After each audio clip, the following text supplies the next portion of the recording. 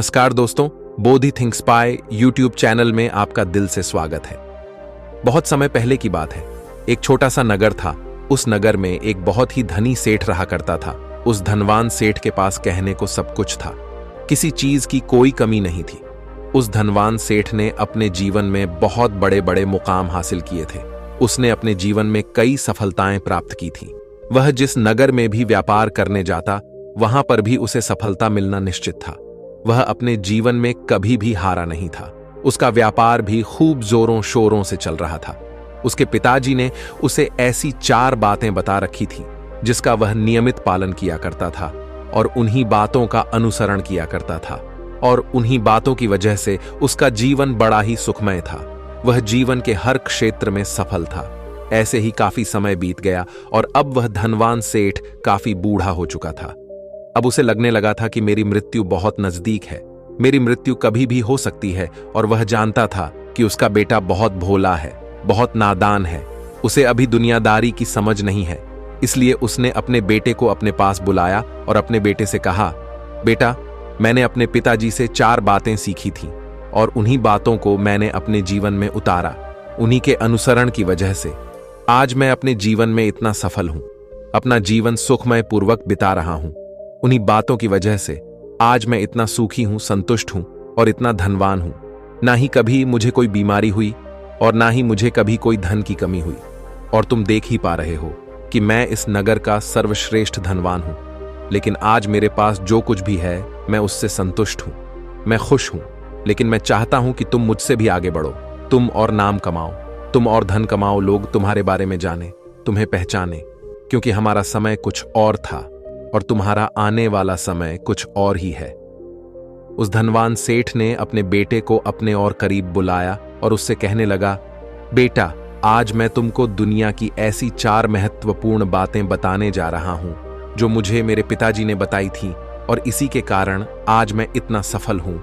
यदि तुमने इन सभी बातों को अपने जीवन में उतार लिया, इनका नियमित तौर पर पालन किया, इनका अनुसरण किया, तो तुम भी अपने जीवन में बहुत धनवान बन जाओगे, अपने जीवन को बहुत सुखमय तौर पर बिताओगे। इन बातों के अनुसरण से ना तो तुम्हारे घर परिवार में कोई दुख आएगा और ना ही तुम्हारे व्यापार में कभी कोई परेशानी उत्पन्न होगी।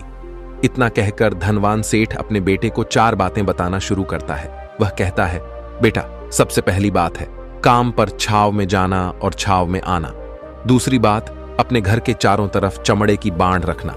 तीसरी बात, हमेशा खाने को मीठा करके खाना। और चौथी बात, अपनी पत्नी को हमेशा बांध कर रखना। इतना कहकर वह धनवान सेठ अब निश्चिंत हो चुका था। वह यह जानता था कि उसका बेटा बहुत भोला है। वह अपने पिता की बात अवश्य मानेगा और इन सभी 4 बातों को अपने जीवन में उतारे और इनका अनुसरण भी करेगा। देखते ही देखते कुछ महीने बीत गए और फिर एक दिन धनवान सेठ मृत्यु को प्राप्त हो गया। अपने पिता की मृत्यु के बाद उस धनवान सेठ के बेटे ने उन सभी 4 बातों को एक कागज पर लिख लिया ताकि वह उन्हें भूल ना जाए, और उन्हीं बातों को वह अपने जीवन में उतारने लगा। उन 4 बातों का अनुसरण करने लगा। सबसे पहली बात जो उसके पिता ने उससे कही थी, छाव में जाना और छाव में आना, तो उसने अपने घर से लेकर अपनी दुकान तक पूरे रास्ते पर एक टेंट लगवा दिया, क्योंकि उसके पास पैसा तो बहुत था और उसे कोई रोकने वाला भी नहीं था। जब भी कोई उससे पूछता कि आखिर तुमने ऐसा क्यों किया, तो वह उसके जवाब में बस इतना ही कहता कि मेरे पिताजी ने मुझसे ऐसा ही करने को कहा है। इसके बाद उसने अपने पिता की अगली बात का अनुसरण किया। उसने अपने घर के दोनों तरफ चमड़े की एक दीवार खड़ी करवा दी। इसे देखकर आसपास के लोग बहुत क्रोधित हो गए। वे लोग उससे झगड़ा करने पर भी उतर आए। कई लोगों ने तो यह तक कह डाला कि आखिर तुमने ऐसा क्यों किया, चमड़े की बाड़ तुमने क्यों खड़ी करवा दी, चमड़े से बहुत बदबू आती है और इससे हमें तकलीफ होती है, इसे आज ही निकलवा दो। लेकिन कोई उसका कुछ भी ना बिगाड़ सका, क्योंकि उसके पास बहुत पैसा था। इसलिए कोई भी व्यक्ति उसका ज्यादा समय तक विरोध ना कर सका, और उसने भी मन बना लिया था कि वह अपने पिता की सभी बातों को पूरे दिल से मानेगा। उसके पिता ने उसे तीसरी बात कही थी, खाने को मीठा करके खाना, जिस कारण वह अपनी पत्नी से हर रोज खाने में कुछ मीठा ही बनवा आता था। कभी सेवियांज, कभी हलवा, तो कभी मिठाइयां। हमेशा यही सब खाता रहता। और उसके पिता ने उसे चौथी बात कही थी, अपनी पत्नी को हमेशा बांध कर रखना। जिस कारण वह हर रोज अपनी पत्नी को रस्सी से बांध कर रखता था। ऐसे ही कई दिन बीत गए और देखते ही देखते अब वह सेठ के बेटे का जीवन धीरे धीरे बर्बाद होने लगा था, क्योंकि उसने अपने पिता की सभी बातों का गलत मतलब निकाला था और वह उसी के अनुसार उनका पालन कर रहा था। देखते देखते उसका उतना बड़ा व्यापार अब ठप होने लगा था। उसके यहां पर ग्राहकों की संख्या कम होने लगी थी, क्योंकि जब उसका मन करता तब वह दुकान जाया करता और जब उसका मन करता तो वह दुकान से वापस घर लौट आता। उसका अपने पिताजी के इस कारोबार में मन नहीं लगता था। इस कारण उसके सारे ग्राहक अब उससे नाराज होने लगे थे। उसके सारे ग्राहक अब एक एक करके उस दुकान को छोड़ते चले जा रहे थे। इस तरह उसका पूरा व्यापार अब ठप हो चुका था। जिस व्यापार को खड़ा करने में उसके पिताजी ने खून पसीना एक कर दिया था, उस व्यापार को उसने कुछ ही महीनों में पूरी तरह से बर्बाद कर दिया था।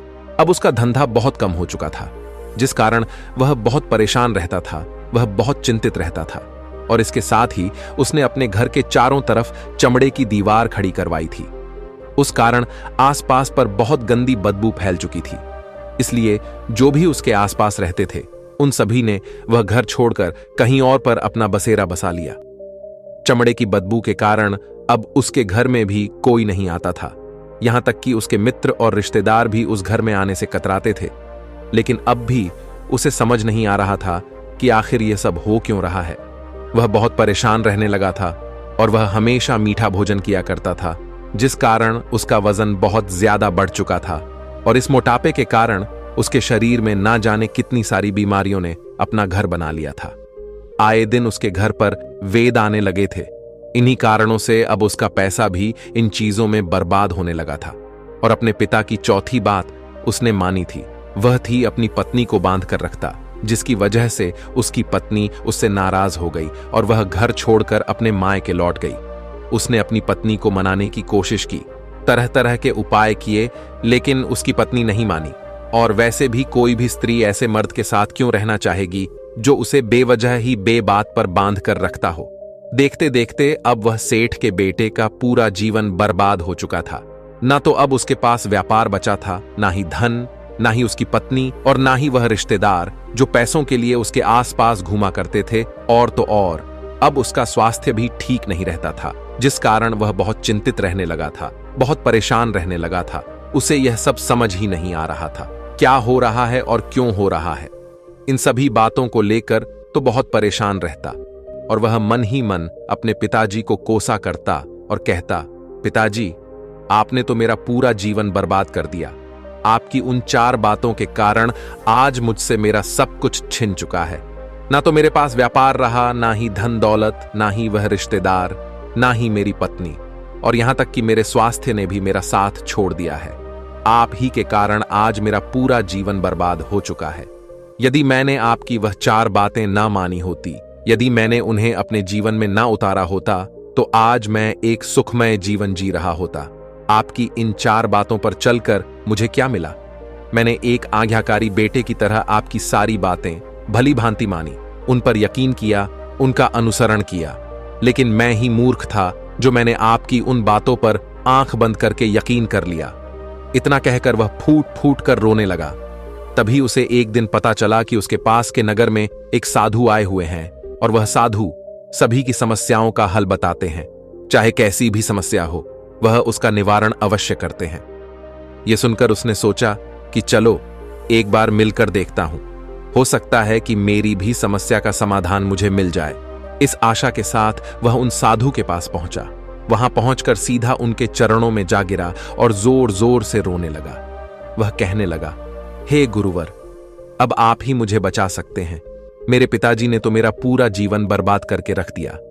आज मेरी जो भी स्थिति है वह सब मेरे पिताजी के कारण ही है। मेरे पिताजी ने मुझे जैसा कहा मैंने वैसा ही किया। हमेशा एक अच्छे बेटे की तरह उनकी सारी बातें मानी, अपने सारे फर्ज निभाए। और देखिए मेरे पिताजी ने मेरे साथ क्या किया। मरते मरते भी वह मुझे गलत बात सिखा गए और उसका खामियाजा मुझे आज भुगतना पड़ रहा है, क्योंकि मैंने उनकी सभी बातों को अपने जीवन में उतारा, उनका अनुसरण किया। और देखिए आज मेरे साथ क्या हो गया। मेरा तो पूरा जीवन ही बर्बाद हो गया। मैं अब तक यह नहीं समझ पाया कि मेरे पिताजी ने मेरे साथ ऐसा क्यों किया। क्या मैंने उनके साथ कुछ गलत किया था? इतना कहकर वह उन साधु के सामने और भी जोर जोर से रोने लगा।